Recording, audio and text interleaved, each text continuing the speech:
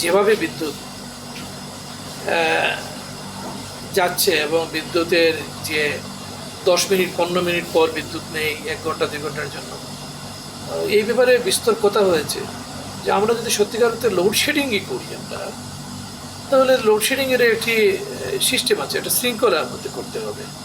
এখন এসএসসি পরীক্ষা চলতেছে, ব্যবসায়ীরা 7টার ভিতরে দোকান বন্ধ করতে হয়। এর আগে তাদেরকে যে যখন একটা সময় থাকে সন্ধ্যা 5টা থেকে 7টা, তখন অন্ধকার হয়ে যায়, সেই সময়টায় ব্যবসায়ীরা যাতে নির্বিঘ্নে ব্যবসা করতে পারে। তবে অন্য সময়ে পাশাপাশি মানুষের বিভিন্ন ধরনের অসুবিধা হচ্ছে, এগুলাকে কিভাবে আমরা প্রশমিত করতে পারি সেই ব্যাপারে বিস্তর কথা হয়েছে। তো আমি ওনাদেরকে বারবারই বলছি এখানে ঘাপলা কোথায় বের করতে হবে, আর যদি ঘাটতি থাকে সেই ঘাটতি কীভাবে পূরণ করা যায় সে ব্যাপারেও আমরা কথা বলবো। কারণ এমন কোনো কাজ করা যাবে না সরকারকে বিব্রতকর অবস্থায় পড়তে হয়, সেই ধরনের কোনো কার্যক্রম আছে কিনা তাও করতে দেখার জন্য বলেছি।